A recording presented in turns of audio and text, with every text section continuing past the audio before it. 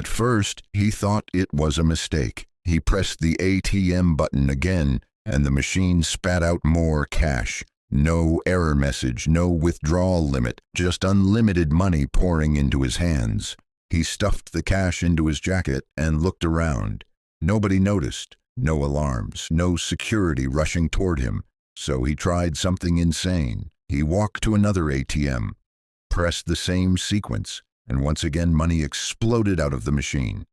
At this point, he wasn't scared, he was excited. He thought he had discovered a loophole in the universe. But to understand how he ended up draining ATM machines across Australia, we need to go back to where it all started. Before the money, before the chaos, before the investigation. Back when he was just a quiet bartender working night shifts in a small Australian town. His name was Daniel, and Daniel was ordinary. He wasn't rich. He wasn't a criminal. He wasn't even the type of guy who got into trouble. He poured drinks, cleaned tables, and went home to a tiny apartment barely big enough for a bed. He lived paycheck to paycheck, always behind on rent, always stressed, always one mistake away from losing everything. But what Daniel didn't know, what he couldn't know, was that a tiny error inside a banking software update was about to change his entire life. It happened on a Thursday night. His shift had just ended, and Daniel was exhausted. He walked to the nearest ATM to withdraw $20, just enough to grab food on the way home. But when he inserted his card, the machine froze. Just a spinning icon. No response, no sound, nothing. Daniel sighed.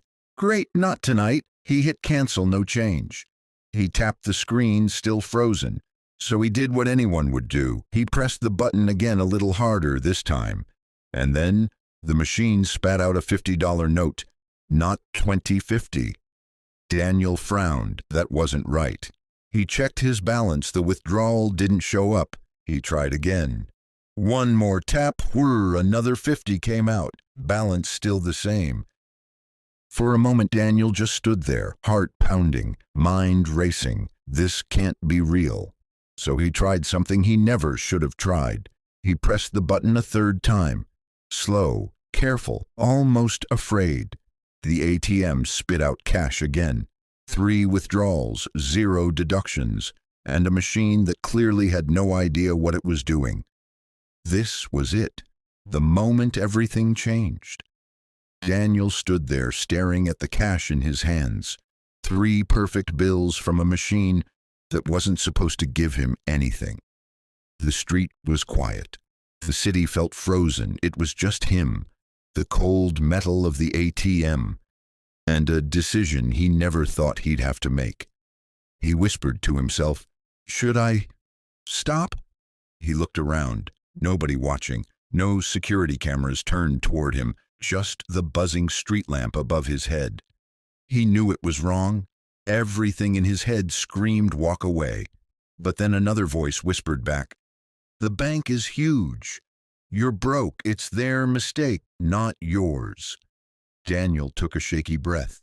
His heart hammered in his chest. So he did the unthinkable. He pressed the button again. This time, intentionally. The ATM made a grinding sound, and another $50 bill slid out. He swallowed hard. What if, he thought, I just take enough to cover rent? So he tried again. And again. And again. Within minutes, Daniel had withdrawn more money than he made in a month. And his account balance? Still untouched. This was no glitch. This was a loophole. A door that nobody else had noticed. A golden door, open just for him. And once Daniel stepped through it, there was no turning back. At first, Daniel told himself he'd stop. He stuffed the money deep into his jacket, walked home fast, and tried to convince himself it was a one-time thing. But the human mind doesn't work like that. Especially not when you taste something you were never meant to taste. Free. Unlimited. Money.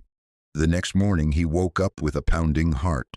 Not from guilt, but from a question he couldn't get out of his head. Was it still working? He sat up in bed, stared at the wall, and tried to ignore it. But curiosity eats at you, especially when it's mixed with desperation. So that evening, he went back. Different street, different ATM, different bank machine entirely. He inserted the card, pressed the button, waited. Whoor! Another $50 slid out, free. Again, he laughed under his breath. This wasn't a glitch anymore. It felt intentional, like the universe had finally given him a break. But it didn't stop there. Over the next 2 days, Daniel visited 27 different ATMs across the city. Every single machine gave him money, every single time, no deduction, no trace. Or so he thought. Because while Daniel thought he was invisible, but someone else was watching. Somewhere inside the bank's central monitoring office, a digital pattern had begun flashing, a warning, a repeated anomaly, a cluster of withdrawals from the same account, spread across multiple locations, with identical timestamps. A pattern that no human could create unless they were doing something very, very wrong. Behind that flashing alert sat a team whose job was simple: track financial crimes before they escalate. And Daniel was now their top priority. For Daniel, the world still felt normal. He woke up, made breakfast, counted the growing pile of money under his bed. Life finally felt good. But behind the scenes, his name had already been flagged. Inside a quiet office lit by blue computer screens, 2 analysts stared at a blinking alert. Account Daniel Reed. Unusual withdrawals detected. The system highlighted dozens of ATM transactions spread across the entire city. Every withdrawal identical, every withdrawal approved, every withdrawal wrong. The younger analyst squinted. Is he hacking the machines? The older one shook his head slowly. No, this smells like a system error. And he found it. He typed quickly. Send this to the Financial Crimes Unit. They need to see this. Meanwhile, Daniel had no idea that the bank's internal AI was now tracking his movements in real time. Every camera he walked past, every ATM keypad he touched, every location he visited was being silently logged. Not for a police report, not for a warning, but for evidence. Still unaware, Daniel continued pulling cash, like nothing was wrong.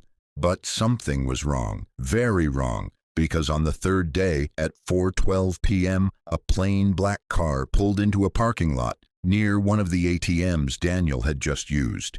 Inside were 2 agents from the Australian Federal Police's Financial Crimes Division.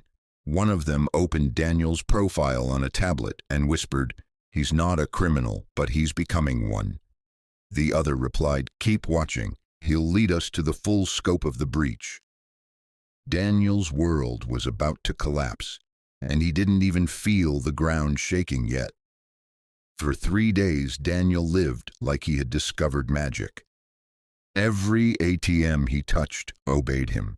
Every bill felt like a blessing. Every walk home felt lighter. But on the 4th day, everything changed.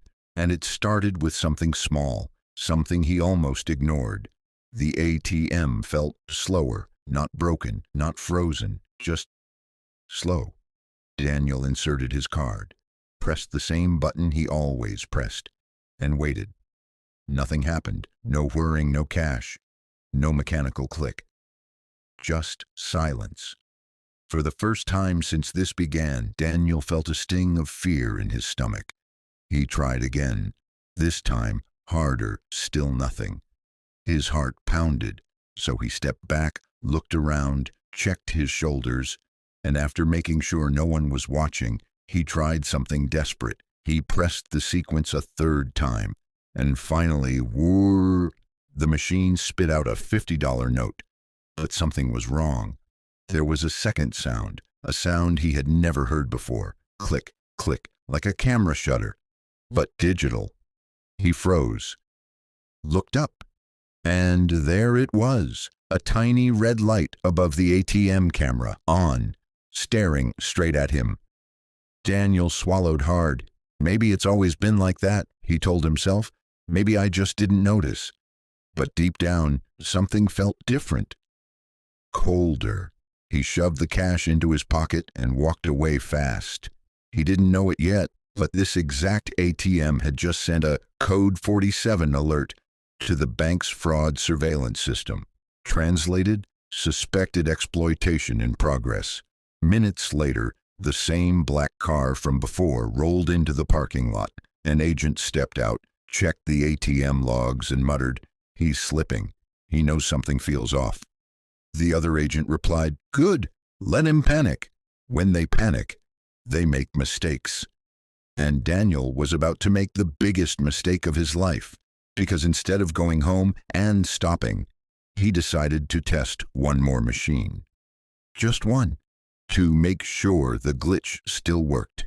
A decision that would lead him straight into the jaws of the trap. Daniel's hands were sweating as he walked to the next ATM. He told himself this was just one last check, one more withdrawal, one more confirmation that his luck hadn't run out. But luck was never on his side, not tonight. He approached a machine he had never used before, a quiet corner, ATM behind a grocery store. No pedestrians, no cars, no noise. Perfect for someone trying to disappear, or perfect for someone being hunted. He inserted his card. The screen lit up. His heart raced. He pressed the familiar sequence. Beep, beep, beep. Then he waited. The machine hesitated. Longer than usual. Too long. "Come on," Daniel whispered. And then, whoo! A $50 note slid out. Relief washed over him. It still works. He wasn't crazy. The glitch hadn't closed. He reached to take the bill, and that's when he saw it. A reflection in the ATM screen. Two figures walking up behind him. Slow, steady, purposeful. Not random strangers, not shoppers. Agents. Daniel froze. His breath caught in his chest. One of the men spoke calmly. "Daniel Reed, step away from the machine." Daniel's mind exploded with panic. "Run!" His brain screamed it. So he lunged forward, not to escape, but to grab the cash. One last bill, one last taste. The agents didn't chase, they didn't shout, they simply watched. Because the moment Daniel pulled that final note, the ATM triggered the system's highest level flag. Fraud code red, lock account, alert law enforcement on the ATM screen. His balance finally updated. Negative $1.7 million. Daniel stared at it in confusion. That's when one agent stepped closer and said, "It wasn't free money, it was a system error. Every dollar you took came from the bank's losses." Daniel didn't move. He didn't speak. He just lowered his head as reality punched through his chest.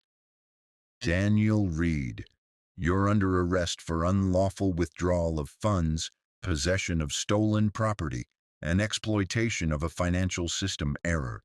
The cold metal cuffs clicked around his wrists. The glitch was over, and so was his life as he knew it.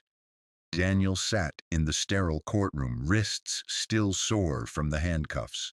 The judge's gavel struck, echoing like a drum in his chest. "Daniel Reed, you are hereby sentenced." He didn't hear the rest. All he could think about were the stacks of money he had once held, the thrill, the freedom, and how fast it all vanished. The moral hit him harder than the sentence. Luck has limits. Glitches don't forgive. And shortcuts often come with consequences bigger than you can imagine. But there's a final twist. Daniel wasn't completely destroyed. He learned, he adapted, and eventually used his skills in a legitimate financial tech career. The very knowledge that almost ruined him became the key to his future. Sometimes, the universe gives you a window, not to steal, but to learn, not to cheat, but to see the truth. And the real riches, they're the lessons you take away. And just like that, the story ends. But the lesson stays with you.